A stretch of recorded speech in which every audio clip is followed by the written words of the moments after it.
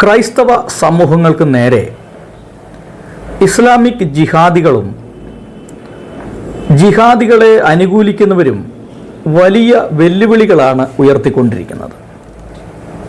ഈ കഴിഞ്ഞ ദിവസം ഒരു ഇസ്ലാമിക് ജിഹാദിയെ കുറിച്ച് ഞാൻ പറഞ്ഞു. അത് പെരുമ്പാവൂര് താമസിക്കുന്ന പണ്ട് ഒരു ക്രിസ്ത്യാനിയായിരുന്ന ഒരു മുഹമ്മദ് ഈസ എന്ന ഒരു തീവ്ര ഇസ്ലാമിക് ചിന്താഗതിയുള്ള ഒരു വ്യക്തിയെക്കുറിച്ചായിരുന്നു. എന്നാൽ പിന്നീട് ഇസ്ലാമിക് ജിഹാദികളെ നിരന്തരമായി സപ്പോർട്ട് ചെയ്യുന്ന താന്ത്രി കുടുംബത്തിൽ ജനിച്ച ഹൈന്ദവ സമൂഹത്തോട് യാതൊരു പ്രതിബദ്ധതയുമില്ലാത്ത, ഇപ്പോൾ ജിഹാദികളുടെ വലയിൽ, അതായത് പൊളിറ്റിക്കൽ ഇസ്ലാമിൻ്റെ വലയിൽ അകപ്പെട്ടു പോയ ഒരു രാഹുൽ ഈശ്വറിനെ കുറിച്ചും ഞാൻ ഇന്നലെ പറഞ്ഞു. എന്നാൽ ഇന്ന് ഞാൻ പറയാൻ ആഗ്രഹിക്കുന്നത് ഒരു പക്ക ഇസ്ലാമിക് ജിഹാദിയും ഒരു മതവർഗീയവാദിയും ക്രൈസ്തവ സമൂഹത്തിനും ഹിന്ദു സമൂഹത്തിനും ഏറ്റവും അധികം ദോഷം ചെയ്യുന്ന ഒരു പക്ക ഇസ്ലാമിക് മത തീവ്രവാദി ജിഹാദിയെക്കുറിച്ചാണ്. അദ്ദേഹത്തിൻ്റെ പേര് അനിൽ മുഹമ്മദ്. അദ്ദേഹത്തിൻ്റെ യൂട്യൂബ് ചാനലിൻ്റെ പേര് അനിൽ ടോക്സ് എന്നാണ്. വളരെ നാളുകളായി ക്രൈസ്തവ സമൂഹത്തിന് നേരെയും ഹിന്ദു സമൂഹത്തിന് നേരെയും വെല്ലുവിളി ഉയർത്തിക്കൊണ്ടിരിക്കുന്ന ഒരു പക്ക മത തീവ്രവാദി. ഒരു ഉളുപ്പും നാണവുമില്ലാതെ യൂട്യൂബിലിരുന്ന് മറ്റുള്ള മതങ്ങളെ ഇകഴ്ത്തി കാണിക്കുകയും പരിഹസിക്കുകയും ചെയ്യുന്ന ഒരു പക്ക മത തീവ്രവാദി. ഇദ്ദേഹത്തിൻ്റെ വീഡിയോകൾ ഞാൻ കാണാറുണ്ട്. ഞാൻ ഇദ്ദേഹത്തിൻ്റെ ഒരു സബ്സ്ക്രൈബറാണ്. കാരണം ഇദ്ദേഹം എന്താണ് പറയുന്നത് എന്ന് മനസ്സിലാക്കാൻ വേണ്ടി ഇദ്ദേഹത്തിൻ്റെ വീഡിയോകൾ കാണാറുണ്ട്. എന്നാൽ ഈ കഴിഞ്ഞ ദിവസം അദ്ദേഹം വത്തിക്കാനിലെ നിസ്കാരമുറി ഉൾപുളകമോ എന്ന് ചോദിച്ചുകൊണ്ട് ഒരു വീഡിയോ ചെയ്തു. ആ വീഡിയോ കണ്ടപ്പോൾ ഇവരുടെ ഈ കാപട്യം, കപടത ഒന്ന് സംസാരിക്കണം എന്നാഗ്രഹിച്ചു. ഇദ്ദേഹം ഈ വീഡിയോയിൽ ഏതാണ്ട് 12 മിനിറ്റുള്ള ഒരു വീഡിയോ ആണ്. ഈ വീഡിയോയിൽ അദ്ദേഹം പറയുന്ന കാര്യങ്ങൾ വെറും പച്ച നുണയും കാപട്യം നിറഞ്ഞതുമാണ് എന്ന് പറയാൻ ആഗ്രഹിക്കുകയാണ്. ഈ വീഡിയോ കണ്ടപ്പോൾ വേശ്യയുടെ ഒരു ചാരിത്ര പ്രസംഗം പോലെയാണ് തോന്നിയത്. അത്രയ്ക്ക് പച്ചക്കള്ളമാണ് ഇദ്ദേഹം ഇതിൻ്റെ അകത്തോടെ പറയുന്നത്. അത് നിങ്ങളെ ഒന്ന് കേൾപ്പിക്കാനായിട്ട് ആഗ്രഹിക്കുകയാണ്.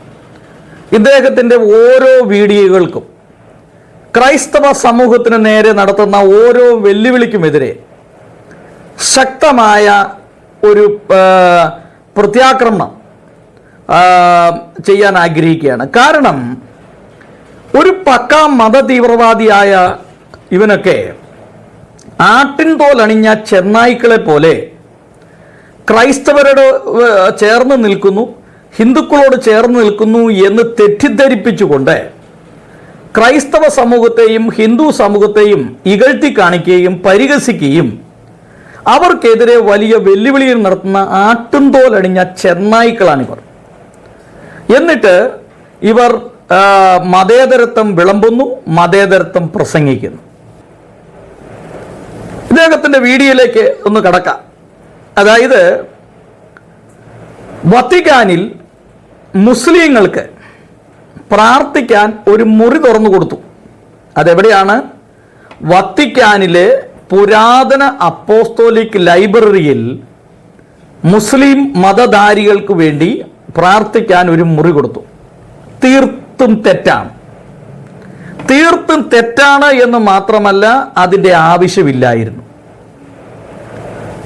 വെറുതെ ഒരു പ്രശ്നം സൃഷ്ടിക്കേണ്ട യാതൊരു ആവശ്യകതയും കത്തോലിക്ക സഭയ്ക്ക് ഉണ്ടായിരുന്നില്ല. കാരണം ചരിത്രം പഠിക്കുന്ന ഒരു വ്യക്തി എന്ന നിലയ്ക്ക്, ക്രൈസ്തവ സഭയുടെ ചരിത്രം പഠിക്കുകയും പഠിപ്പിക്കുകയും ചെയ്യുന്ന ഒരു വ്യക്തി എന്ന നിലയ്ക്ക് ഒരു കാരണവശാലും അംഗീകരിക്കാൻ പറ്റാത്ത ഒരു പ്രവണതയാണ് ഇവർക്ക് വേണ്ടി ഒരു മുറി അവിടെ തുറന്നു കൊടുത്തത്. കാരണം AD 634 അന്നത്തെ ഖലീഫയായിരുന്ന ഉമറിന്റെ നേതൃത്വത്തിൽ നിരന്തരമായി ക്രൈസ്തവ മേഖലകളെയും ക്രൈസ്തവ സഭകളെയും പ്രത്യേകിച്ച് പാലസ്തീനെയും ജെറുസലേമിനെയും ആക്രമിച്ച് കീഴ്പ്പെടുത്തിയ ഖലീഫമാരാണ് ഇവരൊക്കെ. അതുമാത്രമല്ല, AD 1010 ഹക്കീം ഖാലിഫ ക്രൈസ്തവർക്ക് ജെറുസലേമിലേക്കുള്ള പ്രവേശനം തന്നെ നിഷേധിച്ചു. അതുമാത്രമല്ല, സിറിയ മറ്റ് ഇതര സ്ഥലങ്ങളെല്ലാം മുസ്ലിം റൂളർമാർ, ഭരണാധികാരികൾ ക്രൈസ്തവ മേഖലകളെല്ലാം പിടിച്ചടക്കി. അതായത് 1 മുതൽ 8 വരെയുള്ള കുരിശ് യുദ്ധങ്ങൾ നടന്നത് ഈ മുഹമ്മദിയർക്കെതിരെയായിരുന്നു. കാരണം ക്രൈസ്തവ മേഖലകളെയും മറ്റ് പ്രദേശങ്ങളെയും യൂറോപ്പിനെയും ഇവർ പിടിച്ചടക്കാൻ ശ്രമിക്കുന്നു എന്ന് ബോധ്യപ്പെട്ടപ്പോൾ അന്നത്തെ മാർപ്പാപ്പമാരുടെ നേതൃത്വത്തിൽ ദീർഘവർഷങ്ങൾ കുരിശ് യുദ്ധങ്ങൾ നടത്തി. അതിനെയാണ് ക്രൂസൈഡ് എന്ന് അറിയപ്പെടുന്നത്. ഏതാണ്ട് 8 കുരിശ് യുദ്ധങ്ങളാണ് നടത്തിയത് ഈ മുഹമ്മദിയരെ ഇവിടുന്ന് ഓടിക്കാൻ വേണ്ടി. യൂറോപ്പിനെ പിടിച്ചടക്കുക, ജെറുസലേമിനെ പിടിച്ചടക്കുക, റോമ സാമ്രാജ്യം കീഴടക്കുക എന്നുള്ള ഇതോടുകൂടി മനുഷ്യനെ പച്ചയ്ക്ക് വെട്ടിക്കൊന്ന് സ്ത്രീകളെയും കുട്ടികളെയും തട്ടിക്കൊണ്ടു പോവുകയും ബലാത്സംഗം ചെയ്യുകയും പീഡിപ്പിക്കുകയും നിർബന്ധിതമായി സുന്നത്ത് ചെയ്യിപ്പിക്കുകയും അവരുടെ പടയാളികൾ ക്രൈസ്തവ സമൂഹത്തിലെ സ്ത്രീകളെയും അത് നിർബന്ധിച്ച് മതപരിവർത്തനം നടത്തുകയും ഓരോരുത്തർക്ക് 4ഉം 5ഉം സ്ത്രീകളെ അവർ എടുക്കുകയും അടിമ സ്ത്രീകളാക്കി വെക്കുകയും ചെയ്ത ഒരു ചരിത്രമുണ്ട്. ഇതുമായി ബന്ധപ്പെട്ട് ആൻഡ്രൂസ് താഴത്ത് പിതാവ് വത്തിക്കാൻ സന്ദർശിച്ചതിന് ശേഷം അതിനൊരു മറുപടി പറഞ്ഞു. ആ മറുപടി ഇപ്രകാരമാണ്: മുസ്ലിം മതവിശ്വാസികൾക്ക് വേണ്ടി അവിടെ ഒരു പള്ളി തുറന്നു കൊടുത്തിട്ടില്ല, മറിച്ച് ആ ലൈബ്രറിയിൽ വരുന്ന ആളുകൾക്ക്, പുസ്തകം വായിക്കാൻ വരുന്നവർക്ക് അല്ലെങ്കിൽ റിസർച്ച് നടത്താൻ വരുന്നവർക്ക് അവർക്ക് പ്രാർത്ഥിക്കാൻ ഒരു സ്ഥലമാണ് കൊടുത്തുള്ളൂ എന്നുള്ളതാണ് അദ്ദേഹത്തിൻ്റെ വിശദീകരണം. ഈ വിശദീകരണം എടുത്തു വെച്ചുകൊണ്ടാണ് ഈ അനിൽ മുഹമ്മദ് എന്ന ഈ പക്ക ഇസ്ലാമിക് മത തീവ്രവാദി സംസാരിക്കുന്നത്. അദ്ദേഹം ക്രൈസ്തവ സമൂഹത്തെ അടച്ചാക്ഷേപിക്കുകയാണ്. ഇതിൻ്റെ അകത്ത് ഞങ്ങൾ അങ്ങനെയുള്ളവരല്ല, നിങ്ങൾക്ക് മുസ്ലിങ്ങളെക്കുറിച്ച് അറിയത്തില്ലാഞ്ഞിട്ടാണ്, അല്ലെങ്കിൽ ഞങ്ങളുടെ പള്ളികളെക്കുറിച്ച് അറിയത്തില്ലാഞ്ഞിട്ടാണ്, ഞങ്ങൾക്ക് നിങ്ങളുടെ പള്ളികൾ ആവശ്യമില്ല എന്നൊക്കെയാണ്. ഇത് കൃത്യമായി തന്നെ ഞാൻ ഈ വിഷയത്തെക്കുറിച്ച് ഞാൻ പറയാം. എന്താണ് ഇവർ സമൂഹത്തിന് ചെയ്യുന്ന ദ്രോഹം, എന്താണ് ഇവർ സമൂഹത്തിന് ചെയ്യുന്ന ദോഷം, എന്തുകൊണ്ടാണ് ഇവര് ഈ ദേവാലയത്തിൻ്റെ അകത്ത് പ്രവേശിപ്പിക്കരുത്, അവർക്കവിടെ പ്രാർത്ഥിക്കാനുള്ള അവസരങ്ങൾ കൊടുക്കരുത് എന്ന് എന്തുകൊണ്ട് പറയുന്നു എന്ന് ചോദിച്ചാൽ അതിൻ്റെ പിന്നിൽ ഒരുപാട് കാരണങ്ങളുണ്ട്. ആ കാരണങ്ങളെക്കുറിച്ചാണ് ഞാൻ വിശദീകരിക്കാൻ പോകുന്നത്. കാരണം ഈ ചോദ്യകർത്താവ് ചോദിച്ച ആ സഹോദരി പറയുന്നൊരു കാര്യമുണ്ട്. ഇങ്ങനെ അങ്ങ് കൊടുത്തുപോയാൽ നാളെ അവിടെ അവകാശവാദമാവുമോ അങ്ങനെയാകുമോ എന്ന് ഉള്ള ഒരു ദുർബലമായ ചിന്ത നമ്മളെ സംബന്ധിച്ചിടത്തോളം വത്തിക്കാനിലോ അതല്ലെങ്കിൽ ഈ പറയുന്ന ഗൾഫ് രാജ്യങ്ങളിലോ ഒന്നും ആവശ്യമില്ല. മിഡിൽ ഈസ്റ്റ് രാജ്യങ്ങളിലൊന്നും അങ്ങനെ ആവശ്യമില്ല.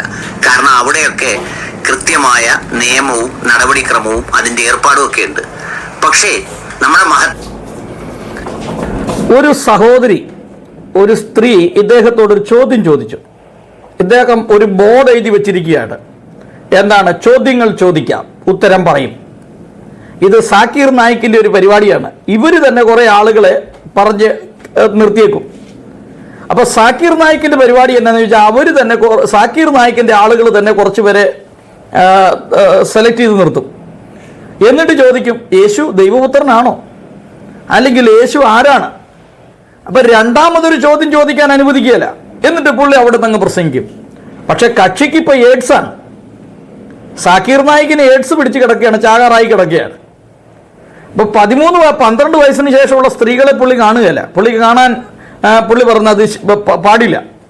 പാകിസ്ഥാനിൽ വന്ന അദ്ദേഹം 13 വയസ്സിന് ശേഷമുള്ള പെൺകുട്ടികൾക്ക് മെഡൽ കൊടുക്കാൻ തയ്യാറായില്ല. കാരണം എൻ്റെ കൈ സ്ത്രീയെ തൊടാൻ പാടില്ല, സ്ത്രീയെ തൊടാൻ പാടില്ല എന്ന് പറഞ്ഞ പുള്ളി എയ്ഡ്സ് പിടിച്ച് കിടക്കുക. അദ്ദേഹത്തിന് മാത്രമല്ല, അദ്ദേഹത്തിൻ്റെ ഭാര്യയ്ക്കും ഭവനത്തിലുള്ളവർക്കും എയ്ഡ്സാന്നാണ് പറഞ്ഞത്. അപ്പം ഇവർ എയ്ഡ്സ് പിടിച്ച് കിടക്കുകയാണ്, എയ്ഡ്സ് രോഗിയാണ്. അപ്പൊ സ്ത്രീയെ കാണാൻ പാടില്ല, സ്ത്രീയെ തൊടാൻ പാടില്ല, പക്ഷെ എയ്ഡ്സ് ആണ്. ഒന്നാലോചിക്കുക.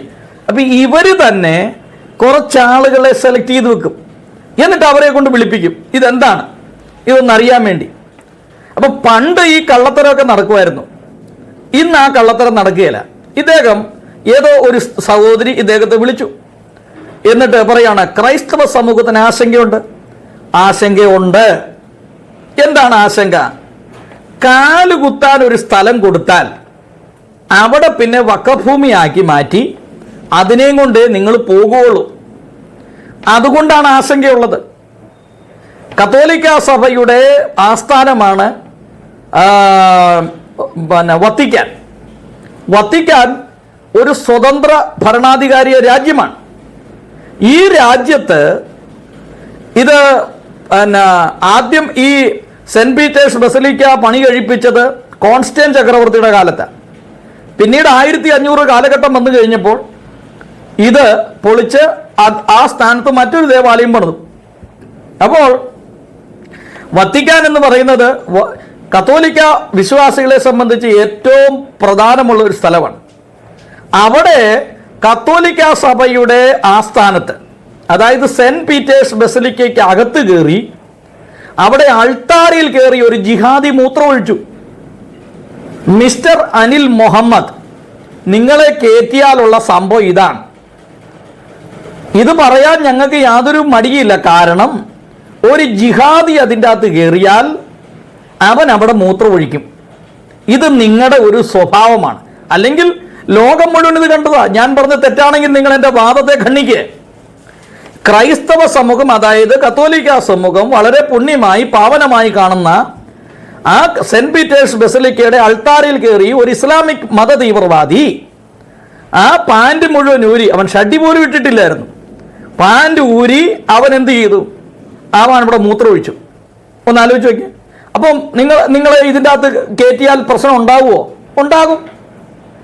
ഒരു പ്രസ്ഥാനത്തിൻ്റെ അകത്ത് കയറി അത് അന്യമതസ്ഥന്റെ ഒരു പ്രാർത്ഥനാ സ്ഥലമാണ്, അവർ പൂജിക്കുന്ന ഒരു ഏരിയയാണ് എന്നൊന്നും നിങ്ങൾക്കൊരു ധാരണയും ചിന്തയൊന്നുമില്ല. അവിടെ കയറിയതിന് ശേഷം 4 ദിവസം കഴിയുമ്പോൾ ഇത് ഞങ്ങളുടെയാണ്, ഞങ്ങളുടെ. അപ്പൊ ക്രൈസ്തവ സമൂഹത്തിന് ആശങ്കയുണ്ട്. അത് നിങ്ങളെ കയറ്റിയത് കൊണ്ടേ ആശങ്കയുള്ളൂ, വേറൊരു മതസ്ഥനെ കയറ്റിയിട്ട് ആശങ്കയില്ല. അപ്പൊ ആ സ്ത്രീയെ നിങ്ങൾ പറഞ്ഞു വിളിപ്പിക്കുന്നതായാലും അവർ സ്വന്തമായി വിളിക്കുന്നതാണേലും അവർ പറയുന്നത് ക്രൈസ്തവ സമൂഹത്തിന് ആശങ്കയുണ്ട്. എങ്ങനെ ആശങ്ക ഉണ്ടാകാതിരിക്കും? നിങ്ങളുടെ സ്ഥലമല്ലാതിരുന്ന സ്ഥലത്ത്, പ്രത്യേകിച്ച് പാലസ്തീനും നിങ്ങളുമായിട്ട് എന്താ ബന്ധം? നിങ്ങളുടെ സ്ഥലമല്ലാതിരുന്ന സ്ഥലത്ത് പാലസ്തീനിൽ AD 634 മുതൽ 38 വരെയുള്ള കാലഘട്ടം പരിശോധിക്കുമ്പോൾ അവിടെ എന്താ സംഭവിച്ചത്? ആ പ്രദേശത്തെ കീഴടക്കി. എന്നിട്ട് ക്രൈസ്തവ സമൂഹം അവിടെ പ്രാർത്ഥിക്കാൻ നിങ്ങൾ ജസിയ എന്നൊരു നികുതി നിയമം ഉണ്ടാക്കി വെച്ചു. അപ്പോൾ നിങ്ങളെ കയറ്റിയ പ്രശ്നം ഉണ്ടാവുമോ? തീർച്ചയായിട്ടും ഉണ്ടാവും. അതുകൊണ്ട് കയറ്റാതിരിക്കുന്നല്ലേ നല്ലത്. അതുകൊണ്ടാണ് ക്രൈസ്തവ സമൂഹത്തിന് ആശങ്കയുണ്ട്. ഇനി ഇദ്ദേഹം പറയുന്ന മറ്റൊരു കാര്യം ശ്രദ്ധിക്കുക. ഭാരതത്തിന്റെ ഉത്തരേന്ത്യയിലാണ് നിങ്ങൾ ഇങ്ങനെ സ്ഥലം കൊടുക്കുന്നതെങ്കിൽ ഈ നമ്മളില്ലേ പറഞ്ഞതുപോലെ ബാബരി മസ്ജിദ് രാമജന്മഭൂമിയായെന്ന് പറഞ്ഞതുപോലെ ചിലപ്പോ അങ്ങനെയൊക്കെ ആകാനുള്ള സാധ്യത വളരെ കൂടുതലുണ്ട്. അതുകൊണ്ട് അങ്ങനെ ദുർബലപ്പെട്ട് പേടിക്കേണ്ട ഒരു കാര്യമില്ല. പിന്നെ ഇതിനകത്ത് ഇദ്ദേഹം പറയുന്നത്, നിങ്ങൾ ക്രൈസ്തവരോടാ ചോദിക്കും, നിങ്ങൾ എന്തിനാ പേടിക്കുന്നത്? ഞങ്ങളെ കയറ്റി വെച്ചാൽ ഞങ്ങൾ പഞ്ചപാവങ്ങളാണ്, ഞങ്ങളെ കയറ്റി വെച്ചുകൊണ്ട് യാതൊരു കുഴപ്പമില്ല. പക്ഷെ ഉത്തരേന്ത്യയിൽ എന്ത് സംഭവിക്കുന്നു? ബാബറി മസ്ജിദ് പൊളിച്ചു. പറയാം, മിസ്റ്റർ അനിൽ മുഹമ്മദ്, നിങ്ങൾ ചരിത്രം പഠിക്കൂ. അതായത് 16-ാം നൂറ്റാണ്ടിൽ ആണ് ബാബറി മസ്ജിദ് പണിയുന്നത്. കൃത്യമായി പറഞ്ഞാൽ 1528. ബാബറിന്റെ ഒരു കമാൻഡർ, അദ്ദേഹമാണ് ഈ ബാബറി മസ്ജിദ് പണിയുന്നത്. ഈ ബാബറി മസ്ജിദ് പണിയുമ്പോൾ ആ ബാബറി മസ്ജിദ് ഇപ്പോൾ പണിത് നിന്ന സ്ഥലത്ത് ഒരു ശ്രീരാമ ക്ഷേത്രം ഉണ്ടായിരുന്നു. ആ ശ്രീരാമ ക്ഷേത്രത്തെ നിങ്ങൾ തല്ലിപ്പൊളിച്ച് അതിൻ്റെ അവശിഷ്ടങ്ങൾ മാന്തിയെടുത്ത് കളഞ്ഞതിന് ശേഷമാണ് ബാബറി മസ്ജിദ് അവിടെ സ്ഥാപിച്ചത്. അത് ശ്രീരാമന്റെ ജന്മഭൂമിയാണ്. അപ്പൊ ചോദിക്കും, അതെങ്ങനെ സ്ഥാപിക്കാൻ പറ്റും? ബാബറി മസ്ജിദ് പൊളിക്കുന്നത് 1992 ഡിസംബർ 6-ാം തീയതിയാണ്. ഈ ബാബറി മസ്ജിദ് പൊളിക്കുമ്പോൾ ഇന്ത്യയിൽ ഉണ്ടായിരുന്ന ഗവൺമെന്റ് കോൺഗ്രസ് ഗവൺമെന്റ് ആയിരുന്നു. അപ്പോൾ ഇവർ പറയും ഗവൺമെന്റ് അനങ്ങിയില്ല. പക്ഷേ ഇവിടെ എന്താ സംഭവം? 1528 പണി കഴിപ്പിച്ച ഈ ബാബറി മസ്ജിദ് നിന്ന സ്ഥലത്ത് ശ്രീരാമ ക്ഷേത്രം ഉണ്ടായിരുന്നു. അതായത് ശ്രീരാമ ജന്മഭൂമിയായിരുന്നു ഉത്തർപ്രദേശിലെ അയോധ്യയിൽ. ഇത് വലിയ വിഷയമായി. ഇത് അന്വേഷണം മുമ്പോട്ട് പോയി. മുസ്ലിം മതവിഭാഗത്തിൽപ്പെട്ട ഒരു മുഹമ്മദ്, KK മുഹമ്മദ് ആണ് എന്നാണ് എൻ്റെ ഓർമ്മ. മുഹമ്മദ് എന്നാണ് അദ്ദേഹത്തിൻ്റെ പേര്. ഈ മുഹമ്മദ് എന്ന ഒരു വ്യക്തി, അദ്ദേഹം ഒരു ആർക്കിയോളജിസ്റ്റ് ആയിരുന്നു, ഈ ടീമിൽ ഉൾപ്പെടുത്തി. എന്നിട്ട് വളരെ നിഷ്പക്ഷമായ രീതിയിൽ ഈ അന്വേഷണം നടത്തിയപ്പോൾ ഈ മുഹമ്മദ് എന്ന ഈ ആർക്കിയോളജിസ്റ്റ് ഇതിന് നേതൃത്വം കൊടുത്തു എന്ന് പറഞ്ഞാൽ അദ്ദേഹം ആ സംഘത്തിലുണ്ടായിരുന്നു. അതിൻ്റെ അസ്ഥിവാരം തോണ്ടി പരിശോധിച്ചപ്പോൾ അവിടെ ഒരു ക്ഷേത്രം സ്ഥിതി ചെയ്തിരുന്നതാണ് എന്ന് കൃത്യമായ വിവരം ലഭിച്ചു. അങ്ങനെ ക്ഷേത്രം സ്ഥിതി ചെയ്തിരുന്ന പ്രദേശം എന്ന കൃത്യമായ വിവരം ലഭിച്ചതിൻ്റെ അടിസ്ഥാനത്തിലാണ് ഇവിടെ ഇങ്ങനെ ഒരു തീരുമാനം എടുക്കുവാനായിട്ട് ഇടയായി തീർന്നത്. അപ്പം നിങ്ങൾ പറയുന്നു ബാബറി മസ്ജിദ് പൊളിച്ചു. മിസ്റ്റർ അനിൽ മുഹമ്മദ്, ഔറംഗസീബ്, ഞാൻ ഉത്തർപ്രദേശിൽ താമസിക്കുന്നയാളാണ്. ഔറംഗസീബിന്റെ കാലത്ത് വാരണാസിയുമായി ബന്ധപ്പെട്ട് 1000-ലധികം ക്ഷേത്രങ്ങളാണ് ഈ ഔറംഗസീബ് പൊളിച്ചു കളഞ്ഞത്. ന്യൂഡൽഹിയിലും മറ്റേ നോയിഡയിലും സമീപ പ്രദേശങ്ങളിലൊക്കെ ഉള്ള ഹൈന്ദവ പണ്ഡിറ്റ്മാരെ, അതായത് ബ്രാഹ്മണന്മാരെയും ക്ഷത്രിയന്മാരെയും നിർബന്ധിച്ച് മതപരിവർത്തനം നടത്തി. അവരുടെ ഭവനത്തിൽ കയറി സ്ത്രീകളെ കൂട്ടമായി മാനഭംഗപ്പെടുത്തി. നിങ്ങളുടെ ആളുകൾ ഒരു കയ്യിൽ വാളുമായി അവർ ഇസ്ലാം മതം സ്വീകരിക്കുക അല്ലെങ്കിൽ മരണത്തിന് തയ്യാറാകുക എന്ന് പറഞ്ഞുകൊണ്ട് പുരുഷന്മാരെല്ലാം കൊന്നു. ചേലാകർമ്മം നടത്തി പുരുഷന്റെ ലിംഗത്തിന്റെ അഗ്രത്തിലുള്ള ചർമ്മം താലന്തിൽ കൊണ്ടുപോയി ഔറംഗസീബിനെ കാണിക്കണമായിരുന്നു. അതോടൊപ്പം ബ്രാഹ്മണന്മാരെ കൊന്നതിന് ശേഷം അവരുടെ ശരീരത്തുള്ള പൂണൂല് കൊണ്ടത് കാണിക്കണമായിരുന്നു. ഇവിടെ ചരിത്രം ആളുകൾക്കറിയാം. ചരിത്രം ആളുകൾ ഇപ്പോൾ മനസ്സിലാക്കിക്കൊണ്ടിരിക്കുകയാണ്. അതായത് മുസ്ലിം മതധാരികൾ ഈ രാജ്യത്ത് ചെയ്ത ക്രൂരതകൾ, കൊടും ക്രൂരതകൾ, എത്രയോ ക്ഷേത്രങ്ങൾ തല്ലി തകർത്തു. എന്നിട്ടിപ്പോ ഇദ്ദേഹം ഇത് പറയാണ് മതസ്നേഹം. എന്താണ് ഒന്നാലോചിക്കുക. അദ്ദേഹം പറയാം, ഞങ്ങൾക്ക് അങ്ങനെ പേടിയില്ല, ഞങ്ങളെ നിങ്ങളുടെ പള്ളിക്കകത്ത് കയറ്റി എന്താ കുഴപ്പം, ഞങ്ങളൊരു പ്രശ്നക്കാരല്ല. ചരിത്രം പഠിപ്പിക്കുന്നത് നിങ്ങൾ പ്രശ്നക്കാരാണെന്നാണ്. അത് ക്രൈസ്തവ സമൂഹത്തിന് നല്ലവണ്ണം അറിയാം. ക്രൈസ്തവ സഭയുടെ ചരിത്രം അവർ പഠിക്കുന്നു. ഈ മുഹമ്മദിയരിൽ നിന്ന് നേരിട്ട ആക്രമണങ്ങളെക്കുറിച്ച് കൃത്യമായിട്ടറിയാം. 1 മുതൽ 8 വരെ കുരിശുദ്ധങ്ങൾ, 8 കുരിശുദ്ധങ്ങൾ നടന്നു. അതിൽ കുട്ടികളുടെ കുരിശുദ്ധം നടന്നു. കുട്ടികളുടെ കുരിശുദ്ധം എന്ന് പറഞ്ഞു കഴിഞ്ഞാൽ 30,000-ലധികം കുട്ടികൾ കുരിശുദ്ധത്തിൽ പങ്കെടുത്തു. ഈ കുട്ടികളെ നിങ്ങൾ കഴുത്ത് ഞെക്കിയും തലവെട്ടിക്കൊന്നും അവരെ കാലെ പിടിച്ച് വലിച്ചു കീറിയും നിങ്ങൾ കൊന്നുകളഞ്ഞു. നിങ്ങളുടെ ആളുകൾ കൊന്നുകളഞ്ഞു. ബാക്കിയുള്ള ആളുകളെ നിങ്ങൾ മതപരിവർത്തനം നിങ്ങളുടെ കൂട്ടത്തിൽ കൂട്ടി. ചെറുപ്പക്കാരായ ആൺകുട്ടികളെ നിങ്ങൾ പ്രകൃതി വിരുദ്ധമായ ലൈംഗികതയെ ഉപയോഗിച്ചു. കുട്ടികളെ ക്രൂരമായി നിങ്ങൾ കൊന്നൊടുക്കുകയും ഇസ്ലാം മതധാരികൾ ഈ ലോകത്തോട് ചെയ്ത ക്രൂരതകൾ ലോകത്തിൽ കമ്മ്യൂണിസ്റ്റുകാരാണ് പിന്നീട് ഇതുപോലുള്ള ക്രൂരതകൾ ചെയ്തിട്ടുള്ളത്. ലോകത്തിൽ ഏറ്റവും അധികം ജനങ്ങളെ കൊന്നൊടുക്കിയതിൽ മുൻപന്തിയിൽ നിൽക്കുന്ന കമ്മ്യൂണിസ്റ്റുകാരാണ്. 2 ഇസ്ലാമിസ്റ്റുകളാണ്. പിന്നീട് നോക്കുമ്പോൾ ഹിറ്റ്ലറിന്റെ നേതൃത്വത്തിലാണ്. ഇങ്ങനെ ലോക ചരിത്രമെടുത്ത് പരിശോധിച്ചു നോക്കുമ്പോൾ മുഹമ്മദിയരുടെ ആക്രമണം ഇന്ന് കാണുന്ന തുർക്കിയും സിറിയയും ലെബനോനും ഈ പ്രദേശങ്ങളിലെല്ലാം ക്രിസ്തീയ ഭൂരിപക്ഷ പ്രദേശങ്ങളായിരുന്നു. ഈ ഭൂരിപക്ഷ പ്രദേശങ്ങളെയെല്ലാം മുഹമ്മദിയർ ആക്രമിച്ച് കീഴടക്കുകയും, ഇവർ ഒരു പ്രദേശത്തെ ആക്രമിച്ച് കീഴടക്കിയാൽ എന്താണ് സംഭവിക്കുന്നറിയാം? ഒരു ജനാധിപത്യ രാജ്യമായ ഇന്ത്യയിൽ ഒരു കോളേജിൽ ആൺകുട്ടികളെ പെൺകുട്ടികളെ മറകെട്ടിയിരുത്തി പഠിപ്പിക്കുന്നു ഈ ജനാധിപത്യ രാജ്യത്ത്.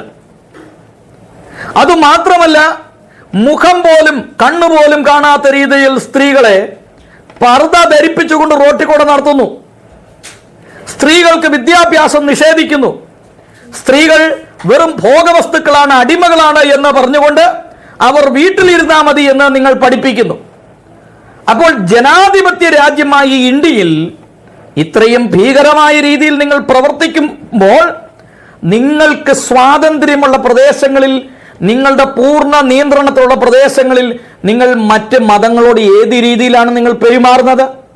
അപ്പൊ നിങ്ങളെ പേടിക്കണ്ടേ? ഇദ്ദേഹത്തിന്റെ ഓരോ വാക്കുകളും ഇപ്പോൾ ഞങ്ങൾ ഏതോ ഒരു ഭീകരന്മാരാണ് എന്ന് ചിന്തിച്ച ക്രിസ്ത്യാനികളൊന്നും ഞങ്ങളോട് അകന്നു നിൽക്കുന്നു. എന്തുകൊണ്ട് അകന്നു നിൽക്കുന്നു? ആ ചരിത്രത്തിലേക്ക് കിടക്കുകയാണ്. അപ്പൊ ആദ്യം മനസ്സിലാക്കേണ്ട ബാബറി മസ്ജിദിന്റെ ചരിത്രം എന്താണെന്ന് മനസ്സിലാക്കണം. അവിടെ ശ്രീരാമക്ഷേത്രം തകർത്ത് അവിടെ ബാബറി മസ്ജിദ് പണിതു 1528. അത് ബാബറിന്റെ ഒരു കമാൻഡറാണ് പണിതത്. അതിനുശേഷം ഹൈന്ദവ സമൂഹത്തിന് ബോധമുണ്ടായി. അവരുടെ ആരാധ്യനായ ഭഗവാൻ ശ്രീരാം, അദ്ദേഹത്തിന്റെ ജന്മസ്ഥലത്തെക്കുറിച്ച് അവർക്ക് ചിന്തയുണ്ടായി. ഓരോ മതങ്ങൾക്കും അവരവരുടേതായിട്ടുള്ള മഹാപുരുഷന്മാർ ജന്മം കൊണ്ട സ്ഥലമുണ്ട്. ആ സ്ഥലം അവർക്ക് അവകാശപ്പെട്ടതാണ്. പക്ഷെ നിങ്ങൾ ബോധപൂർവം ശ്രീരാമക്ഷേത്രം തല്ലിത്തകർത്ത് അതിൻ്റെ അകത്ത് ബാബറി മസ്ജിദ് പണിതു. ഇതൊന്നും പറയാൻ ആഗ്രഹിച്ചതല്ല. താങ്കൾ ഇത് എടുത്തു പറയുന്നത് കൊണ്ട് മാത്രം പറഞ്ഞു എന്ന് മാത്രമേ ഉള്ളൂ. ആ പ്രശ്നം അവസാനിച്ചു. ആ പ്രശ്നമായിട്ട് ഇവിടെ ഇപ്പോൾ ഒരു പ്രശ്നമില്ല. അയോധ്യ വളരെ ഭംഗിയായിട്ട് പോകുന്നു. അതായത് 26 ലക്ഷത്തിലധികം ദീപങ്ങൾ കഴിഞ്ഞ ദീപാവലിയിൽ തെളിയിച്ചു. ആർക്കു വേണമെങ്കിലും പോകാം, വരാം, കാണാം. അങ്ങനെ ഒരു കേന്ദ്രമായി അത് മാറിയിരിക്കുന്നു. പക്ഷെ നിങ്ങളുടെ ഉള്ളിലെ പക, നിങ്ങളുടെ ഉള്ളിലെ കുശുമ്പ്, നിങ്ങളുടെ ഉള്ളിലെ കുന്നായ്മ ഇതുവരെ മാറിയിട്ടില്ല. മതസൗഹാർദ്ദം, അനിൽ മുഹമ്മദിന് മതസൗഹാർദ്ദം പ്രസംഗിക്കാൻ എന്ത് യോഗ്യതയാണുള്ളത്? കാരണം നിരന്തരം ക്രൈസ്തവ സമൂഹത്തെയും ഹിന്ദു സമൂഹത്തെയും വെല്ലുവിളിച്ചുകൊണ്ട് വീഡിയോ ചെയ്യുകയും പരസ്പരം തമ്മിൽ തെല്ലിക്കാൻ പരിശ്രമിക്കുകയും ചെയ്യുന്ന ഈ പക്ക ഇസ്ലാമിക് മത തീവ്രവാദി ഈ അനിൽ മുഹമ്മദിന് എന്ത് യോഗ്യതയാണുള്ളത് മതേതരത്വം പ്രസംഗിക്കാൻ? പിന്നെ ഇതിനകത്ത് ഈ ക്രൈസ്തവ മതവിശ്വാസികൾ ഈ ചോദ്യം ചോദിച്ചേക്കുന്ന പോലെ ഒരുപാട് വിദ്വേഷിച്ച് ഇങ്ങനെ കമന്റുകൾ ഇട്ടിട്ടുണ്ട്. യവന്മാർക്ക് കൊടുത്താൽ അങ്ങനെയാണ്, യവന്മാരെ അടിച്ചു പൊട്ടിക്കും, കയറ്റി ഇരുത്തിക്കോടാ, ശിക്ഷ ഇവർ തന്നെ തരും എന്നൊക്കെ പറഞ്ഞ് ഇങ്ങനെ വായിൽ വന്നതല്ല. ഒട്ടകത്തിന് സ്ഥലം കൊടുത്ത പോലെ ഉള്ളൂ, പിന്നെ ന്യായിക്കാൻ പറയരുത്. ഇതിലൊന്നും യാതൊരു കാര്യമില്ല. ഒരു കൊലച്ചിരി ചിരിച്ചുകൊണ്ടാണ് ഇദ്ദേഹം പറഞ്ഞത് ഇതിലൊന്നും ഒരു കാര്യമില്ല. അതായത് ആൻഡ്രൂസ് താഴത്തു പിതാവ് ഇതിന് വിശദീകരണം നടത്തിയപ്പോൾ അതിൻ്റെ താഴെ ക്രിസ്ത്യാനികൾ കമന്റ് എഴുതി. എന്തെഴുതി? ഇവന്മാരെ കയറ്റി ഇരുത്തരുത്. ഇത് മിസ്റ്റർ അനിൽ മുഹമ്മദ് നിങ്ങൾക്കെതിരെയുള്ള പ്രതിഷേധമാണ് എഴുതി രേഖപ്പെടുത്തിയിരിക്കുന്നത്. നിങ്ങളെ എത്രമാത്രം ക്രൈസ്തവ സമൂഹം വെറുക്കുന്നു എന്നുള്ളതാണ് ഇതിൻ്റെ അകത്ത് രേഖപ്പെടുത്തി. അത് മനസ്സിലാക്കാനുള്ള ഒരു സാമാന്യ കോമൺ സെൻസ് താങ്കൾക്കുണ്ടോ? നിങ്ങളിത് വായിച്ചു നോക്കി കാര്യം പിടിയിട്ടില്ലേ? ഇവന്മാരെ കയറ്റി വെക്കരുത്, ഒട്ടകത്തിന് ഇടം കൊടുത്ത പോലെ ആയിത്തീരും എന്ന് പൊതുജനം എഴുതിയിട്ടുണ്ടെങ്കിൽ, കത്തോലിക്ക വിശ്വാസികൾ എഴുതിയിട്ടുണ്ടെങ്കിൽ അത് നിങ്ങളോടുള്ള പ്രതിഷേധമാണ്. നിങ്ങളെ അവർ എത്രമാത്രം വെറുക്കുന്നു എന്നുള്ളതിൻ്റെ സിമ്പലാണത്. ഇതിന് കാരണക്കാരനാരാ? താങ്കളെപ്പോലുള്ള മത തീവ്രവാദികളാണ് ഇതിൻ്റെ കാരണക്കാരൻ. അതായത് MM അക്ബർ എന്ന് പറയുന്ന ഒരു ഇസ്ലാമിക് മത തീവ്രവാദിയാണ് കേരളത്തിൽ ആദ്യമായി ക്രൈസ്തവ സമൂഹത്തെയും മുസ്ലിം സമൂഹത്തെയും തമ്മിൽ വിഘടിപ്പിച്ചത്. എന്താ കാരണം? കേരളത്തിലുടനീളം യേശു ക്രിസ്തു വേശ്യാപുത്രൻ എന്ന് പ്രസംഗിച്ച് നടന്ന ഈ MM അക്ബർക്ക് മറുപടി കൊടുത്തുകൊണ്ടാണ് ക്രൈസ്തവ സമൂഹം രംഗത്ത് വരുന്നത്. കുറെ നാൾ ഇതെല്ലാം കേട്ട് സഹിച്ചു, നിങ്ങളുടെ ഉപദ്രവം സഹിച്ചു. ഇപ്പൊ നിങ്ങളെ ജനം വെറുക്കുന്നു. നിങ്ങളെപ്പോലെ, താങ്കളെ പോലുള്ള ഇസ്ലാമിക് മത തീവ്രവാദികളെ ജനം വെറുക്കുന്നു, ക്രൈസ്തവർ വെറുക്കുന്നു. എന്താ കാരണം? ഇതാണ് കാരണം. അപ്പോൾ സ്വാഭാവികമായിട്ട് മനുഷ്യൻ അതിന് താഴെ കമന്റ് എഴുതും. അതായത് കത്തോലിക്ക സഭയുടെ ഏറ്റവും പ്രധാനപ്പെട്ട ഒരു സ്ഥലത്ത് നിങ്ങൾക്കൊരു മുറി കൊടുത്തിൽ അവർക്ക് ദണ്ണമുണ്ട്. കാരണം നിങ്ങളുടെ ഒരു മോസ്കിന്റെ അകത്ത് കയറി ഒരു അക്രൈസ്തവനെ പ്രാർത്ഥിക്കാൻ പറ്റുമോ? ഞാൻ വെല്ലുവിളി ചോദിക്കാം. നിങ്ങളുടെ മോസ്കിന്റെ അകത്ത് നിങ്ങളുടെ സ്ത്രീകളെ പോലും നിങ്ങൾ കയറ്റുന്നില്ല, കയറ്റുമോ? നിങ്ങൾ പ്രാർത്ഥിക്കുന്ന നിങ്ങളുടെ പ്രാർത്ഥനാ സ്ഥലത്ത് അല്ലെങ്കിൽ ഈ മോസ്കിൽ നിങ്ങളുടെ സ്ത്രീകളെ പോലും നിങ്ങൾ പ്രാർത്ഥിക്കാൻ അവസരം കൊടുക്കാത്ത സ്ഥിതിക്ക് ഒരു അക്രൈസ്തവനെ കയറ്റി പ്രാർത്ഥിക്കാൻ അവസരം കൊടുക്കുമോ? ഒരു ക്രിസ്ത്യാനി അവിടെ വന്നു, അവനൊന്ന് പ്രാർത്ഥിക്കണം, നിങ്ങളുടെ പള്ളി തുറന്നു കൊടുക്കുമോ? ഒരു മുസ്ലിം, ഒരു ഹിന്ദു വന്നു, അദ്ദേഹത്തിന് ഒന്ന് പ്രാർത്ഥിക്കണം, നിങ്ങൾ തുറന്നു കൊടുക്കുമോ? തുറന്നു കൊടുക്കുകയല്ലോ. അപ്പോൾ ക്രൈസ്തവ സമൂഹം എത്ര മാന്യതയുള്ളവരും മര്യാദയുള്ളവരാണെന്ന് തിരിച്ചറിയണം. ഒരു പള്ളി തുറന്നു തന്നിട്ടുണ്ടെങ്കിൽ അത് എത്രമാത്രം മതേതരത്വം അവർ കാത്തു സൂക്ഷിക്കാൻ താല്പര്യപ്പെടുന്നു എന്നുള്ളതാണ് അതിൻ്റെ അർത്ഥം. മനസ്സിലായോ? പക്ഷേ നിങ്ങളെ ആളുകൾക്ക് ഭയമാണ്. അതുകൊണ്ടാണ് ചിലർ എഴുതിയത് ഒട്ടകത്തിന് സ്ഥലം കൊടുക്കുന്ന പോലെയാകും ഇവരെ കയറ്റി ഇതിൻ്റെ അകത്ത് വെച്ച. നാളെ അത് ഞങ്ങളുടെയാണെന്ന് അവർ അവകാശവാദം ഉന്നയിക്കും. അവരവിടെ നിന്ന് ഇറങ്ങിപ്പോകുകയില്ല. പിന്നെ അത് വലിയ കലാപമായി തീരും. വാളും പരിചയും വടിവാളും കുന്തവും മലപ്പുറം കത്തിയൊക്കെ ആയിട്ട് രംഗത്തിറങ്ങും. പിന്നെ അടി പിടി ബഹളം എന്തെല്ലാം പ്രശ്നങ്ങളായിരിക്കും പിന്നെ അവിടെ സൃഷ്ടിക്കപ്പെടുക. ഇതൊക്കെ വൃത്തികെട്ടവന്മാരെയും വിവരം കെട്ടവന്മാരെയും ഈ സ്വന്തം വിശ്വാസത്തിനകത്ത് വാർത്തെടുക്കുന്ന ഒരു വിദ്വേഷ പ്രക്രിയയുടെ ഫലമാണ് പിതാവ് പറഞ്ഞ ഈ വീഡിയോയുടെ താഴെ വന്ന് എഴുതിയിരിക്കുന്ന ഈ വൃത്തികേടുകളെല്ലാം എന്ന് പറയുന്നത്. ഇദ്ദേഹം പറഞ്ഞത് വളരെ കറക്റ്റ് കാര്യമാണ്. ചില വൃത്തികെട്ടവന്മാരെ ചില സംഘടനകൾ വളർത്തിയെടുക്കുക, ശരിയാ. അതിലൊരു പ്രധാനപ്പെട്ട കക്ഷിയാണ് ജിഹാദി സുനിത. അതിലൊരു പ്രധാനപ്പെട്ട കക്ഷിയാണ് മുഹമ്മദ് ഈസ. അതിലൊരു പ്രധാനപ്പെട്ട മറ്റൊരു കക്ഷിയാണ് രാഹുൽ ഈശ്വർ. അതിൻ്റെ താഴെ ജിഹാദികളുടെ സപ്പോർട്ട് മാത്രമേ ഉള്ളൂ. മിസ്റ്റർ അനിൽ മുഹമ്മദ് അതിൻ്റെ താഴെ എഴുതിയേക്കുന്ന കമന്റ് നേക്കണം. മുസ്ലിം മതധാരികളുടെ കമന്റുകളാണ് മുഴുവൻ. പുളിച്ച തെറി, ഇത്രയും അശ്ലീലം കലർന്ന വാക്കുകൾ എഴുതാൻ ആർക്ക് സാധിക്കും? സെന്റ് റീത്ത സ്കൂളിലെ പ്രിൻസിപ്പാളിനെ സൈബർ ആക്രമണം നടത്തി. നിങ്ങളുടെ ആളുകൾ, മുസ്ലിം നാമധാരികളാണ് അതെല്ലാം ചെയ്തത്. എത്ര വൃത്തികെട്ട രീതിയിൽ, ആഭാസകരമായ രീതിയിൽ നിങ്ങൾ ചിത്രങ്ങൾ ഉണ്ടാക്കി പ്രചരിപ്പിച്ചു. എന്നിട്ട് പറയാം, നിങ്ങൾ ഈ പറഞ്ഞ കറക്റ്റ് കാര്യം. നിങ്ങളുടെ സമൂഹത്തെക്കുറിച്ചാണ് പറയുന്നത്, കറക്റ്റാ. ക്രൈസ്തവ സമൂഹവും ഹൈന്ദവ സമൂഹവും അങ്ങനെ ഉള്ള സമൂഹമല്ല.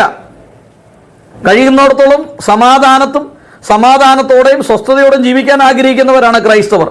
ഈ വൃത്തികേടുകളെല്ലാം അന്നത്തെ കാലത്ത് യേശുദേവന്റെ കാലത്തും ഇതുപോലുള്ള വൃത്തികെട്ടവന്മാരുണ്ടായിരുന്നു. എന്നാലും ഇപ്പൊ പുതിയ കാലത്ത് നമ്മുടെ കാസയുടെ നേതൃത്വത്തിൽ, സെക്കൈന ടിവിയുടെ നേതൃത്വത്തിൽ ഒക്കെ വാർത്തെടുക്കുന്ന മുസ്ലിം വിരുദ്ധ കുളത്തിലിട്ട് വളർത്തുന്ന ഊപ്പക്കുഞ്ഞുങ്ങളാണ് ഈ കിടന്ന് ബഹളം വെക്കുന്നത്. അടുത്ത അദ്ദേഹം പറയുന്നത് കാസയും ഷെക്കേന ടിവിയും ഇത് പ്രധാനപ്പെട്ട ഒരു ഘടകമാണ്. കാസ മുസ്ലിം വിരുദ്ധരാണ് ഇദ്ദേഹം പറയാണ്. ഷെക്കേന ടിവി മുസ്ലിം വിരുദ്ധരാണ്. നിങ്ങൾ മനസ്സിലാക്കേണ്ട ഒരു കാര്യം, കേരളത്തിലെ ഒരു 90% TV ചാനലുകളും ഈ ജിഹാദികളെ സപ്പോർട്ട് ചെയ്യുകയാണ്. 90% പത്രമാധ്യമങ്ങളും ജിഹാദികളെ സപ്പോർട്ട് ചെയ്യണം. എന്താ കാരണം? ലഭിക്കുന്ന ഫണ്ട്. എന്താ? അതായത് കേരളത്തിലെ ഒരു പ്രശസ്തമായ ഒരു ജ്വല്ലറി, സ്വർണ്ണ വ്യാപാര കേന്ദ്രം ഓപ്പറേഷൻ സിന്ദൂറിനെ വിമർശിച്ച പാകിസ്ഥാനിയെ കൊണ്ടൊന്ന് ഉദ്ഘാടനം ചെയ്യിപ്പിച്ചു ലണ്ടനിൽ. അത് ഏത് വിഭാഗത്തിൽപ്പെട്ടതാണെന്ന് ചിന്തിക്കണം. അപ്പൊ കേരളത്തിൽ താമസിച്ചുകൊണ്ട് പാകിസ്ഥാനെ പ്രീണിപ്പെടുത്തുകയാണ്. തീവ്രവാദത്തിന് ഫണ്ട് ചെയ്യാൻ താല്പര്യമുള്ളവർ ഒന്ന് ആലോചിച്ച് നോക്കി. അപ്പൊ രാജ്യത്തോട് കൂറില്ലാത്ത, രാജ്യത്തോട് സ്നേഹമില്ലാത്ത ഇസ്ലാമിക് മത തീവ്രവാദികൾ അവർ പാകിസ്ഥാനിലുള്ളവരെ കൊണ്ടുവന്ന് ഉദ്ഘാടനം ചെയ്യിപ്പിക്കുകയാണ്. ഒന്ന് ആലോചിച്ച് നോക്കിയാൽ നിങ്ങളുടെ രാജ്യസ്നേഹം. അപ്പൊ കാസ എന്ന് പറയുന്ന സംഘടന മുസ്ലിം മതധാരികളായിട്ടുള്ള ആളുകൾ ലവ് ജിഹാദിലൂടെയും നാർക്കോട്ടിക് ജിഹാദിലൂടെയും ഹലാൽ ഫുഡിലൂടെയും ഒക്കെയും ക്രൈസ്തവ സമൂഹത്തിന് നേരെ നടത്തുന്ന വെല്ലുവിളികൾക്കെതിരെ ശക്തമായി പ്രവർത്തിക്കുന്ന ഒരു സംഘടനയാണ്. അതോടൊപ്പം ഷെക്കേന TV എന്ന് പറയുന്നത് ക്രൈസ്തവ സമൂഹത്തിന് നേരെ വരുന്ന വെല്ലുവിളികളെ അതിശക്തിയുക്തം എതിർക്കുന്ന ഒരു ചാനലാണ്. സംഗതി പിടികിട്ടിയോ? അപ്പോൾ ഒരു കാസ എന്നൊരു സംഘടന വളർന്നു വന്നപ്പോഴത്തേക്കും അനിൽ മുഹമ്മദിനെ പോലുള്ള ആളുകൾ നിക്കറിൽ മൂത്രമൊഴിക്കാൻ തുടങ്ങി. ഇസ്ലാമിക് ജിഹാദികൾ നെട്ടോട്ടമോടാൻ തുടങ്ങി. അവർ മുഖ്യമന്ത്രിക്കും DGPക്കും പരാതി കൊടുക്കാൻ തുടങ്ങി. അപ്പൊ കാസ അതിശക്തമായി വളർന്ന് പന്തലിച്ചുകൊണ്ടിരിക്കുകയാണ് ഓരോ ജില്ലകളിലും. അതുകൊണ്ട് ഈ ഇസ്ലാമിക് മത തീവ്രവാദികളുടെ പല പരിപാടികളും ഫെയിലായി പോവുക. അനിൽ മുഹമ്മദിനെ പോലെയുള്ള ആളുകൾ 2047 ആകുമ്പോഴത്തേക്കും ഇന്ത്യ ഒരു ഇസ്ലാമിക് രാജ്യമാകും. അതിനുശേഷം നമുക്കിവിടെ ശരീഅത്ത് നിയമം നടത്തി ഇവിടെയുള്ള ക്രിസ്ത്യാനികളെ ഹിന്ദുക്കളെ എല്ലാം തല്ലി ഓടിക്കാം, അല്ലെങ്കിൽ അവരെ നമ്മുടെ മതത്തിലേക്ക് പിടിച്ച് ബലമായി ചേർക്കാം, ക്രൈസ്തവ സമൂഹത്തിന്റെ സ്കൂളുകളെല്ലാം ഞങ്ങൾക്ക് പിടിച്ചെടുക്കാം, ഹിന്ദു സമൂഹത്തെ ആട്ടി ഓടിക്കാം എന്നൊക്കെ ചിന്തിച്ച് സ്വപ്നം കണ്ടുകൊണ്ടിരുന്ന ഈ അനിൽ മുഹമ്മദ് പോലെ, അതായത് ഈ മുഹമ്മദ് ഈസയെ പോലുള്ള ഇസ്ലാമിക് മത തീവ്രവാദികളുടെ നെഞ്ചത്തേറ്റ ചവിട്ടാണ് കാസയെ പോലെയുള്ള സംഘടന ചെയ്തത്.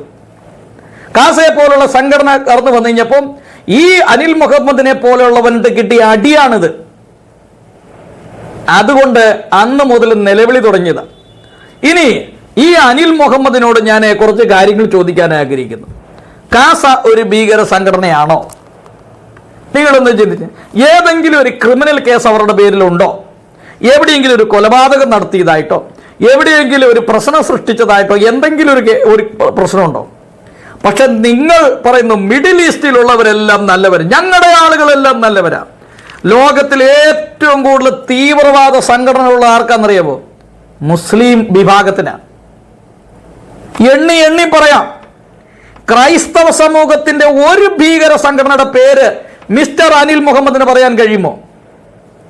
ഏതെങ്കിലും ലോകരാജ്യത്തിൽ ക്രൈസ്തവ സമൂഹത്തിന്റെ നേതൃത്വം കൊടുക്കുന്ന ഒരു ഭീകര സംഘടനയുടെ പേര് പറയാമോ? നിങ്ങളുടെ ഈ മുസ്ലിങ്ങൾ നേതൃത്വം കൊടുക്കുന്ന ഭീകര സംഘടനയുടെ പേര് ഞാൻ 100 എണ്ണം അങ്ങോട്ട് പറയാം. ചിലത് പറയാം, കേട്ടോ. Islamic State, ISIS, al Qaeda, the Taliban, al Shabaab Africa, Boko Haram, Islamic States West Africa, al Qaeda in Islamic, Ansar Dine, Hamas, Hezbollah, Palestine Islamic Jihad, Houthis, Tehrik e Taliban, Lashkar e Taiba, Jaish e Mohammed, പിന്നീട് Abu Sayyaf group, Popular Front, ഇങ്ങനെ ഒരുപാടുണ്ട്. ഞാനൊരു വലിയ list തന്നെ എഴുതി വെച്ചിട്ടുണ്ട്. East ആഫ്രിക്കയിൽ അൽ ഷഹാബ് എന്ന പേരിൽ ഈസ്റ്റ് ആഫ്രിക്ക, സൊമാലിയ, കെനിയ ഈ പ്രദേശങ്ങളെ മുഴുവൻ അടക്കി ഭരിക്കുന്ന ഒരു ഇസ്ലാമിക് ടെററിസ്റ്റ് ഗ്രൂപ്പ്. അടുത്തത് North West Africa, Boko Haram, Nigeria, Egypt, Algeria, Tunisia, Morocco ഈ പ്രദേശങ്ങളെ നടത്തുന്ന ടെററിസ്റ്റ് ഗ്രൂപ്പാണ് ബൊക്കോ ഹറാം. ഇനി താലിബാനുമായി ബന്ധപ്പെട്ട് താലിബാനുണ്ട്, ഉസ്ബെക്കിസ്ഥാൻ, ബംഗ്ലാദേശ് ഈ പ്രദേശങ്ങളൊക്കെ നേതൃത്വം നൽകുന്ന ഒരു ടെററിസ്റ്റ് ഗ്രൂപ്പാണ് ജമാഅത്ത് ഉൽ മുജാഹിദീൻ, അൻസാറുള്ള ബംഗ്ല. അടുത്തത് ഇന്ത്യയെ നോക്കുകയാണെങ്കിൽ ലഷ്കർ ഇ തോയ്ബ, ജെയ്ഷെ മുഹമ്മദ്, പോപ്പുലർ ഫ്രണ്ട്. പാകിസ്ഥാനിലും ശ്രീലങ്കയിലും സയ്യബ് ഗ്രൂപ്പ്. അപ്പൊ എത്ര ആക്രമണങ്ങളാണ്! ലോകം മുഴുവൻ എടുത്ത് പരിശോധിച്ച് നോക്കിയാൽ ആക്രമണങ്ങളുടെ ഒരു കലവറയാണ് ഇവർ മുമ്പോട്ട് വെക്കുന്നത്. അനിൽ മുഹമ്മദ് മനസ്സിലാക്കേണ്ടത് കാസ ഒരു തീവ്ര ഗ്രൂപ്പാണ്, ഷെക്കേന TV ഒരു തീവ്ര ചിന്താഗതിക്കാരാണ് എന്ന് പറയുമ്പോൾ ക്രൈസ്തവ സമൂഹത്തിൽ ലോകം മുഴുവൻ എടുത്ത് പരിശോധിച്ചാൽ ഒരൊറ്റ തീവ്രവാദ ഗ്രൂപ്പ് പോലും കാണാൻ കഴിയില്ല. എന്നാൽ മുസ്ലിം വിഭാഗത്തിന് എടുത്ത് പരിശോധിച്ച് നോക്കിയാൽ 100 കണക്കിന് ടെററിസ്റ്റ് ഗ്രൂപ്പ്സിനെ അങ്ങോട്ട് ലിസ്റ്റായിട്ട് അങ്ങ് തരാം. എന്നിട്ട് പറയാണ് ഞങ്ങൾ അങ്ങനെയുള്ളവരല്ല, ഞങ്ങൾ മതേതരത്വമുള്ളവരാണ്. ഒക്കുന്നിടത്ത് ഒപ്പിക്കുക എന്നുള്ളതാണ് ഇവരുടെ ഒരു പരിപാടി. ഒരു കാര്യം നടക്കും അല്ലെങ്കിൽ ഇവിടെ ഇത് നടത്താമെന്ന് ചിന്തിച്ചാൽ അവർ നടത്തും. ഇപ്പോ എറണാകുളത്ത് പള്ളുരുത്തിയിലുള്ള സ്കൂളിൽ ഹിജാബ് വിവാദം ഒന്ന് എറിഞ്ഞു നോക്കിയതാ, നടക്കുമോ? അപ്പൊ നടക്കുകയില്ല, ഇവിടെ ഈ കളി നടക്കുകയില്ല എന്ന് കണ്ടപ്പോൾ സംഗതി അവര് പാട്ടുപെട്ടി മടക്കി. അപ്പൊ ഇനി കേരളത്തിൽ നിങ്ങളുടെ ജിഹാദിസം നടക്കില്ല.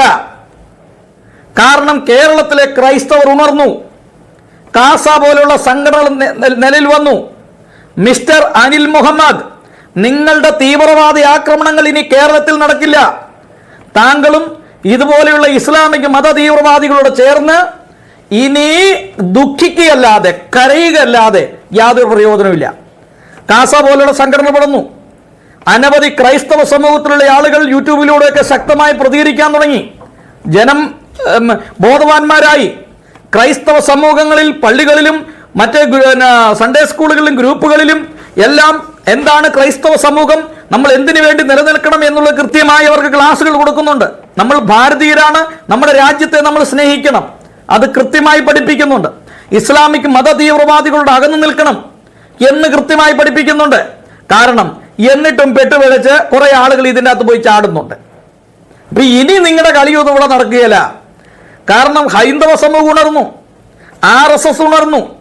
നിങ്ങളുടെ ഈ തീവ്രവാദ പ്രവർത്തനങ്ങൾ ഇന്ത്യയെ 2047 ആകുമ്പോഴേക്കും ഈ ഭാരതത്തെ ഒരു ജിഹാദി രാജ്യമാക്കി തീർക്കാമെന്നുള്ള നിങ്ങളുടെ സ്വപ്നം പൊളിഞ്ഞു. കാരണം കേരളത്തിൽ RSS ശക്തമായി. അതുമാത്രമല്ല, ഇനി അടുത്ത തെരഞ്ഞെടുപ്പ് വരുമ്പോൾ ഏറ്റവും കുറഞ്ഞൊരു 10 സീറ്റെങ്കിലും BJPക്ക് കിട്ടും. നിങ്ങളുടെ കള്ളത്തരം, നിങ്ങൾ കാണിക്കുന്ന ഈ പരിപാടി ജനങ്ങൾ തിരിച്ചറിഞ്ഞു. കേരളം ഒരു ഇസ്ലാമിക് സ്റ്റേറ്റ് ആക്കുക എന്നുള്ള ഉദ്ദേശത്തോടു കൂടി നിങ്ങളുടെ പ്രവൃത്തി, പോപ്പുലർ ഫ്രണ്ടിന്റെ പ്രവർത്തനങ്ങളെ ജനം തിരിച്ചറിഞ്ഞു. ആളുകൾ പ്രതികരിച്ചുകൊണ്ടിരിക്കുകയാണ്. അപ്പോൾ ഇനി നിങ്ങളുടെ ജിഹാദിസം ഒന്നും ഇവിടെ നടക്കാൻ പോകുന്നില്ല. മുസ്ലിം വിരുദ്ധ കുളത്തിലിട്ട് വളർത്തുന്ന ഊപ്പക്കുഞ്ഞുങ്ങളാണ് ഈ കടന്ന് ബഹളം വെക്കുന്നതെല്ലാം. ഇതിൽ വലിയ പുതുമയൊന്നും പേടിയുമില്ലാതെ നിരവധിയായ ചർച്ചസ് പ്രവർത്തിക്കുന്നുണ്ട്. ആകെ സൗദി അറേബ്യയിൽ മാത്രമാണ് ഒരു പബ്ലിക് പ്ലേസിൽ വർഷിപ്പ് അനുവദിക്കാത്ത സ്ഥലം. ബാക്കി അവിടെയും പ്രൈവറ്റായി വീടുകളിലും അതുപോലെ തന്നെ എക്സ്പാട്രിയേറ്റിന്റെ ഹൗസസിൽ, പിന്നെ അതുപോലെ നമ്മുടെ മിലിറ്ററി ക്യാമ്പുകളിൽ, ഇങ്ങനെയുള്ള സ്ഥലങ്ങളിലൊക്കെ അത്യാവശ്യ പ്രാർത്ഥനകളൊക്കെ നടത്താൻ അവർ കണ്ണടച്ചു കൊടുക്കുന്നുണ്ട്. എന്ന് മാത്രമല്ല, ഇനി അവരുടെ പുതിയ വിഷൻ ഡോക്യുമെന്റിൽ എല്ലാവർക്കുമുള്ള അവസരം കൂടി നൽകുന്ന ഒരു ഏർപ്പാടിലേക്കാണ് പോകുന്നത്. ഇദ്ദേഹം പറയുന്നത് വളരെ പ്രധാനപ്പെട്ട ഒരു കാര്യമാണ്. മറ്റൊരു കാര്യം, ഗൾഫ് രാജ്യങ്ങളിൽ ക്രൈസ്തവർക്ക് വേണ്ടി ദേവാലയങ്ങൾ പണിയാൻ അനുവാദം കൊടുത്തു. ഇതെന്താ കാരണം എന്നറിയാം? അതായത് ഈ ഗൾഫ് മേഖല എന്ന് പറയുന്നത് ഈ ഭൂമിക്കടിയിൽ എണ്ണയുണ്ടായിരുന്നു. പക്ഷേ ഈ കാട്ടറബികൾക്ക് ഇത് അറിയത്തില്ലായിരുന്നു. ഈ കാട്ടറബികളാണ് ഇവിടെ മുഴുവൻ താമസിച്ചുകൊണ്ടിരുന്നത്. അവർ ഒട്ടകത്തെ തീറ്റിയും ഈന്തപ്പഴം കഴിച്ചുമൊക്കെ ജീവിച്ച ആളുകൾ കാട്ടറബികളാണ്. ഇവരെ സംബന്ധിച്ച് പ്രത്യേകമായ ഒരു സംസ്കാരം ഉള്ളവരൊന്നും ആയിരുന്നില്ല. പക്ഷെ അവിടെ അമേരിക്ക പോലെയുള്ള അവരുടെ ശാസ്ത്രജ്ഞന്മാരും ആളുകളും ചെന്ന് നിങ്ങളുടെ ഈ ഭൂമിക്കടിയിൽ എണ്ണയുണ്ട് എന്ന് അവരെ ബോധിപ്പിച്ചു. അപ്പോൾ പറഞ്ഞു ഞങ്ങളുടെ കാശൊന്നുമില്ല. പറഞ്ഞു കുഴപ്പമില്ല, ഞങ്ങൾ ഈ എണ്ണ കുഴിച്ചെടുത്തോളാം, അതിനുശേഷം ഇതിൻ്റെ ഒരു വിഹിതം നിങ്ങൾക്ക് തന്നേക്കാം. അങ്ങനെയാണ് ഈ ഗൾഫൊക്കെ ഡെവലപ്പായത്. മനസ്സിലായോ? അതുകൊണ്ട് ഈ പ്രദേശങ്ങളിലെല്ലാം അമേരിക്ക, റഷ്യ പോലെയുള്ള രാജ്യങ്ങളുടെ സ്വാധീനമുണ്ട്. അപ്പം മനുഷ്യൻ എപ്പോഴും മുല്ലപ്പൂമ്പൊടി ഏറ്റുകിടക്കും കല്ലിലുമുണ്ട് സൗരഭ്യം എന്ന് പറയുന്ന പോലെ, അതായത് വിവേകവും വിവരവും പരിജ്ഞാനവും ബുദ്ധിയുമുള്ള ആളുകളോട് ചേർന്ന് കഴിഞ്ഞപ്പോൾ കുറെ ആളുകൾക്ക് വെളിവുണ്ടായി. അങ്ങനെയാണ് ഈ ഗൾഫ് മേഖല. നിങ്ങൾ വിചാരിക്കും ഗൾഫിൽ ഇപ്പൊ ഇവര് പള്ളി പണിയാൻ അവസരം കൊടുത്തു, അല്ലെങ്കിൽ അമ്പലം പണിയാൻ അവസരം കൊടുത്തു. അപ്പൊ ഇവര് തന്നെ താമസിക്കുന്ന ഒരു പ്രദേശത്ത് സംഭവിക്കുമോ? ഇല്ല. എന്താ കാരണം? അവർ പുറത്തേക്ക് ഇറങ്ങി പല ആളുകളെയും കണ്ടു. അവിടെയുള്ള ഒരു ഹിജാബ് നിർബന്ധമില്ല അവർക്ക്. ഇപ്പൊ സ്കൂളിൽ പഠിക്കുന്ന കുട്ടികൾക്ക് ഹിജാബ് നിർബന്ധമില്ല, ഇവിടെയുണ്ട്. എന്താ കാരണം? അപ്പൊ ഈ പ്രദേശങ്ങളൊക്കെ വെളിവ് വെച്ചു വന്നു തുടങ്ങി പതുക്കെ. ലോകത്തിലുള്ള പല രാജ്യങ്ങളും വെളിവെച്ചു വന്നു. പക്ഷേ പാകിസ്ഥാൻ, ബംഗ്ലാദേശ്, കേരളത്തിൽ കിടക്കുന്ന കുറേ ആളുകൾ, പിന്നെ ഈ ഇറാന്, അതുപോലെ ഈ സിറിയ, ഇതുപോലെയുള്ള കുറേ തീവ്ര ചിന്താഗതിയുള്ള മുസ്ലിം രാജ്യങ്ങളുണ്ട്. മനസ്സിലായോ? അതേപോലെ ഈ നൈജീരിയ, ഈ പ്രദേശം കുറേ ഉണ്ട്. ഇവർക്ക് ഇതുവരെ വെളിവെന്ന് പറയുന്ന സാധനം ഉണ്ടായിട്ടില്ല. അപ്പം ഞാനിത് പറയാൻ വന്നത്, ഈ അനിൽ മുഹമ്മദ് അവിടെ ഇരുന്ന് വെളുപ്പിക്കുകയാണ്. എന്താണ്? വത്തിക്കാനിൽ പ്രാർത്ഥിക്കാൻ അവസരം കൊടുത്തതിൽ ഒരു കുഴപ്പമില്ല, ഞങ്ങളൊരു പ്രശ്നക്കാരല്ല, ഞങ്ങളെ യാതൊരു പ്രശ്നം ഉണ്ടാക്കുന്നവരല്ല എന്ന്. ലോക ചരിത്രം പഠിക്കുമ്പോൾ പ്രശ്നം ഉണ്ടാക്കിയിട്ടുള്ളവരിൽ കൂടുതൽ ഇവരാണ്. ഇതാദ്യം തിരിച്ചറിയുക. അപ്പം അതുകൊണ്ട് ഈ ക്രൈസ്തവ സമൂഹത്തിൻ്റെ ആശങ്ക എന്ന് പറഞ്ഞാൽ നിങ്ങളെപ്പോലുള്ളവരെ കയറ്റിക്കഴിഞ്ഞാൽ അവിടെ നിന്ന് ഇറക്കിവിടാൻ വലിയ പാടാണ്. അത് ക്രൈസ്തവ സമൂഹത്തിൻ്റെ ആശങ്കയാണ്. അപ്പം എന്നെ പോലെയുള്ള ആളുകളൊന്നും നിങ്ങൾക്കെതിരെ ഒന്നും ഒരു വീഡിയോ പോലും ചെയ്യണമെന്ന് ആഗ്രഹിച്ചതല്ല. പക്ഷേ നിങ്ങൾ നിരന്തരമായി ഇങ്ങനെ ഇരുന്ന് ഈ ഉപദ്രവിക്കുന്ന കണ്ടു കഴിഞ്ഞപ്പോൾ ഇതിനെതിരെ മറുപടി പറയണമെന്ന് തോന്നി. ഇനിയും മറുപടി പറയും. കാരണം നിങ്ങളുടെ ശല്യം കൊണ്ട് ഒരു സമാധാനം ഇല്ലാത്തൊരവസ്ഥയിലേക്ക് വന്നു. ഹിന്ദുവും ക്രിസ്ത്യാനിയും മുസ്ലിം എല്ലാം വിഘടിച്ചു, നിങ്ങളെപ്പോലെയുള്ള കുറേ ആഭാസന്മാർ കാരണം. അതുകൊണ്ട് മതേതരത്വം പുലരണമെങ്കിൽ ആദ്യം ഈ സൈസ് തീവ്രവാദ ചിന്താഗതി ഉപേക്ഷിക്കണം. എന്നിട്ട് മറ്റുള്ള മതങ്ങളെ മറ്റുള്ളവരെ മനുഷ്യരായിട്ട് കാണാൻ പഠിക്കണം. എന്നെങ്കിൽ മാത്രം, അല്ലാതെ രാവിലെ തൊട്ട് വൈകുന്നേരം വരെയും ഈ ക്രൈസ്തവർക്കെതിരെയും ഹിന്ദുക്കൾക്കെതിരെ ഇരുന്ന് പറഞ്ഞാൽ ഇവിടെ ഇങ്ങൊരു മതേതരത്വം പുലരി.